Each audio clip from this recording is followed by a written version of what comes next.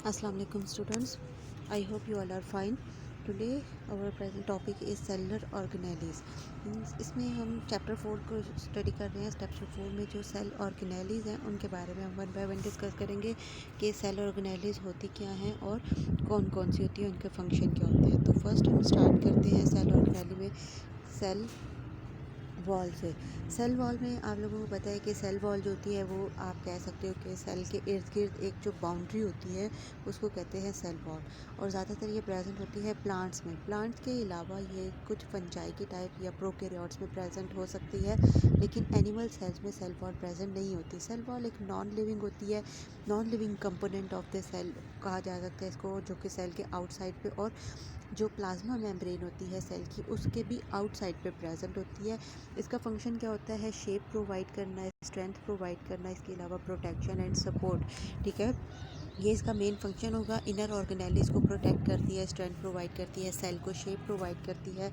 Plant cells have variety of chemicals in their cell wall. Plant cells में different types की cell wall हो सकती है जिसमें डिफरेंट केमिकल्स प्रेजेंट हो सकते हैं, लेकिन मेन उसमें क्या चीज़ होगी, उसको मेन जो कंपोनेंट होता है उसका होता है सेलुलोज. ठीक है, सेल वॉल का स्ट्रक्चर नेक्स्ट हम देख लेते हैं. प्राइमरी सेल वॉल जो होती है वो सेलुलोज से मिलकर बनी हुई होती है. मोस्ट केमिकल कंपोनेंट होता है जाइलम और फ्लोएम टिश्यूज में जैसे. और सेकेंडरी सेल वॉल जो होती है वो inner side of the primary cell wall present होती है.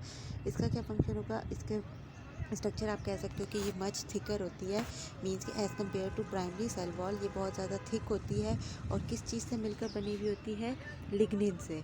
ठीक है, नेक्स्ट है there are small pores in the cell wall of adjacent cell. जो दो सेल्स होते हैं एडजेसेंट सेल्स मींस के जो दो साथ साथ वाले सेल होते हैं. फॉर एग्जांपल एक सेल ये हो गया और ये इसके साथ दूसरा सेल्स हो गया, ये दोनों सेल्स कनेक्ट होते हैं. ठीक है, इनके अंदर स्मॉल, इनकी जो वॉल्स होती है उनके अंदर स्मॉल पोर्स प्रेजेंट होते हैं. उन पोर्स को कहा जाता है प्लाज्मोडिस्मेटा. इनका क्या फंक्शन होता है कि ये अगर एक सेल से कोई मटेरियल दूसरे सेल में ट्रांसफ़र करना होता है तो वो प्लाज्मोडिस्मेटा के थ्रू मटेरियल ट्रांसपोर्ट हो रहे होते हैं. नेक्स्ट है फंजाई के. Fungi and many protist have cell wall. जैसे मैंने बताया था एनिमल्स के अलावा कुछ फंजाइज और प्रोकैरियोट्स में भी सेल वॉल प्रेजेंट हो सकती है, सिर्फ एनिमल सेल्स में नहीं होगी. इसमें फंजाई में किस टाइप की सेल वॉल प्रेजेंट होती है? उसका मेन कंपोनेंट होता है काइटिन. ठीक है, जो फंजाई की सेल वॉल होती है वो काइटिन से मिलकर बनी हुई होती है, और जो प्रोकैरियोट्स होते हैं उनकी सेल वॉल मिलकर बनी हुई होती है पेप्टिडोग्लाइकन से. पेप्टिडोग्लाइकन क्या होता है? एक कॉम्प्लेक्स होता है जो कि अमाइनो एसिड्स और शुगर से मिलकर बनता है. नेक्स्ट है सेल मेम्ब्रेन. ठीक है, सेल मेम्ब्रेन को प्लाज्मा मेम्ब्रेन भी कह सकते हैं. ये एक ही चीज़ के जैसे दो नाम होते हैं वो है. और प्लाज्मा मेम्ब्रेन जो होती है वो प्लांट सेल्स, एनिमल सेल्स, सारे सेल्स की टाइप्स में प्रेजेंट होती है. All prokaryote and eukaryote cells have thin elastic cell membrane covering the cytoplasm. इसका क्या फंक्शन होता है? इसने साइटोप्लाज्म को कवर किया हुआ होता है, चाहे वो प्लांट सेल्स का हो या एनिमल सेल्स का हो. प्रोकैरियोट्स, यूकैरियोट जितने भी सेल्स होते हैं उनका जो साइटोप्लाज्म होता है वो कवर होता है प्लाज्मा मेम्ब्रेन्स के थ्रू. प्लाज्मा मेम्ब्रेन क्या होती है? सेमी परमिएबल होती है. सेमी एज एक्ट करती है as a semi permeable barrier. Semi permeable का मतलब ये होता है कि जिसमें से कुछ मॉलिक्यूल जो है वो पास हो सकते हैं और कुछ नहीं हो सकते, तो वो सेमी परमिएबल हो जाएगा, जो कि कुछ मॉलिक्यूल्स को अलाउ करती है कि वो उसमें से पास हो जाए, जिसकी वजह से सेल्स जो होते हैं उसका जो इंटरनल कंपोजिशन होती है वो बैलेंस रहती है. नेक्स्ट इसमें देखें ऑल प्रोकैरियोटिक और eukaryotic cells have a thin elastic membrane. ये हम पहले भी पढ़ चुके हैं कि साइटोप्लाज्म को कवर किया हुआ होता है मॉलिक्यूल्स को, जिसकी वजह से और जो ट्रांसपोर्ट हो रही होती है सेमी परमिएबल बैरियर की वजह से मटेरियल इनसाइड और आउटसाइड मूव कर रहे होते हैं. तो वो किस वजह से कर रहे होते हैं? ताकि वो जो सेल की इंटरनल इन्वायरमेंट है, इंटरनल कंपोजिशन है, वो बैलेंस रहे.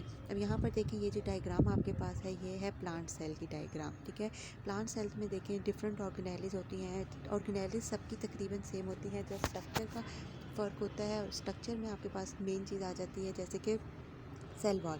प्लांट सेल्स का हमने पढ़ा था कि उसमें सेल वॉल प्रेजेंट होती है, एनिमल सेल में सेल वॉल प्रेजेंट नहीं होती.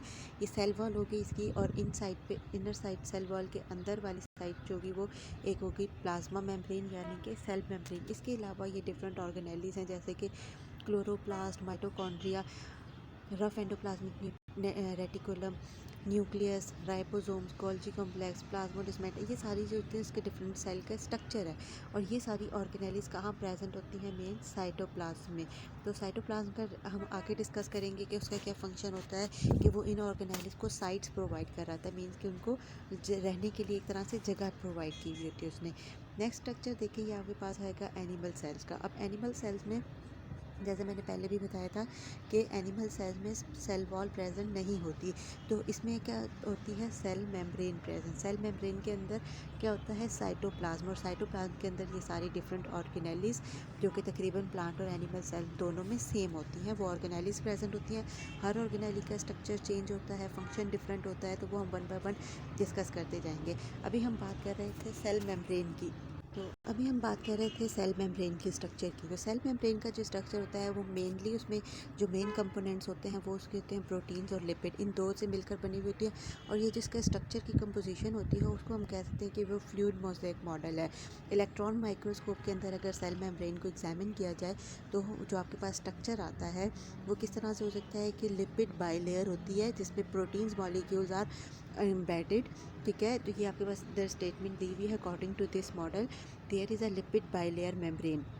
लिपिड बाइलेयर, बाई मतलब दो लेयर्स होती हैं लिपिड की, in which proteins molecules are embedded, जिसमें प्रोटीन्स मॉलिक्यूल्स होते हैं वो एम्बेडेड हुए होते हैं, अटैच हुए होते हैं उसके साथ। दस lipid bilayer give fluidity. Lipid bilayer का क्या फंक्शन होता है? वो फ्लूइडिटी और इलास्टिसिटी प्रोवाइड कर रही होती है मेम्ब्रेन को। इसके अलावा इसमें क्या उनकी चीज़ प्रेजेंट होती है? Small amount of carbohydrates are also found in cell membrane.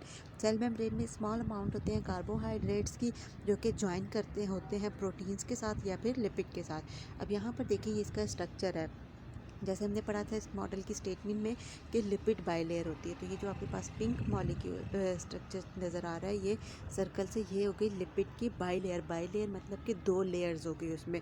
और नेक्स्ट हमने क्या पढ़ा था? Protein molecules are embedded. तो ये देखिए यहाँ पर ये एक प्रोटीन मॉलिक्यूल हो गया, एक ये प्रोटीन मॉलिक्यूल होगा, वो उसके अंदर अटैच हुए हुए होते हैं। ठीक है, पार्शली एम्बेडेड होते हैं या फिर होल एम्बेडेड होते हैं। जैसे ये वाला जो है, ये येलो वाला, ये होली एम्बेडेड है और ये पार्शली एम्बेडेड है। दूसरा वाला मीन्स कि वो आधा उसके अंदर अटैच हुआ है और आधा उसके आउटसाइड पर है, तो ये पार्शली एम्बेडेड हो गया। नेक्स्ट हमने क्या चीज़ पढ़ी थी कि some small amount of carbohydrates attach होते हैं। तो ये जो ब्लू वाले आपके पास सर्कल्स हैं ये कार्बोहाइड्रेट्स हो गए। अब कार्बोहाइड्रेट्स कहाँ अटैच होते हैं? या तो वो लिपिड के साथ अटैच होंगे या फिर प्रोटीन्स के साथ। तो अगर वो लिपिड के साथ अटैच हैं, देखिए ये डायरेक्ट लिपिड लेयर के साथ अटैच है तो इनका नाम हो गया ग्लाइकोलिपिड।